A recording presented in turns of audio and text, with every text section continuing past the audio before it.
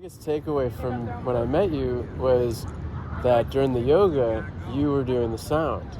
And your shirt, which I'd love for you to show, is such an incredible see the good in all things. And then we got to talking, and you started telling me about community and your experience of travel, and you've got history on trails, and I'd love to hear you talk more about that.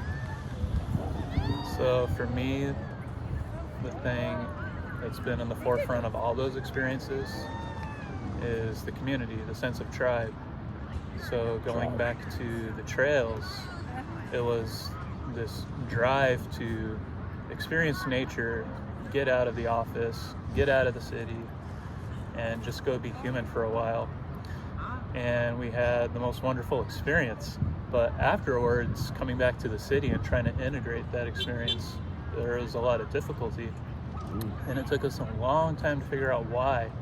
Because our initial impulse was to, well, we just got to save money and get back out on the trail. That'll fix the problem. And so, we hiked the trail and we kept traveling, but eventually it's like, well, we got to come back to the city. And the thing we missed in all those experiences was the family that we developed, the trail family on the trail, and the sense of community and tribe, like being out there and knowing that you're doing something wildly special with others and you're sharing it until suddenly you're not. And that was the difficult part. The hard part of the trail is walking off the trail. Correct. So now that we're back in the city, and with that in mind, we've taken the time, and the universe has provided to us a wonderful community to be a part of. And so it's taken us years to figure out, but what it is that we really want, really need, is already here. We just had to have the eyes to see it. Well, and what you guys are doing is really incredible, that you're creating a space for that community to grow, that tribe to form. Had the yoga not taken place, I wouldn't have met you guys, and neither would all of these other people.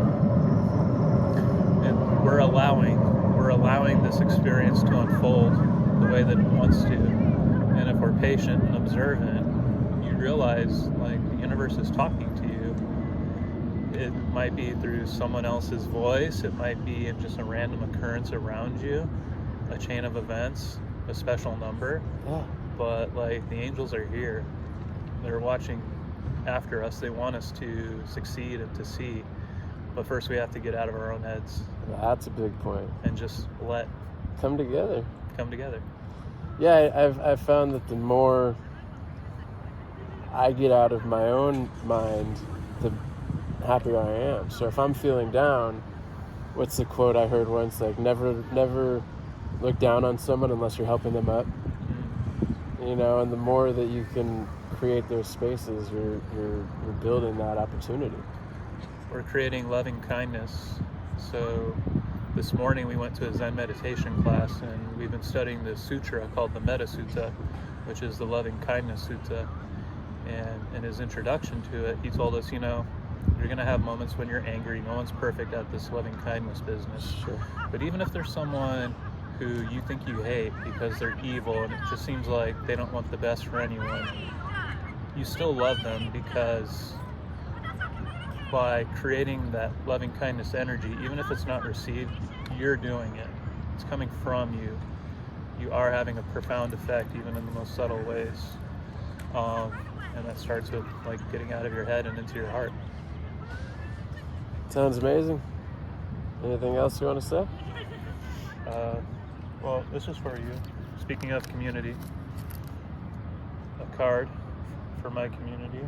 Amazing. And a nice commemorative sticker to remember us by. And let's just keep building it and having fun. That's it. Keep it going. I see a good future coming. I dig it.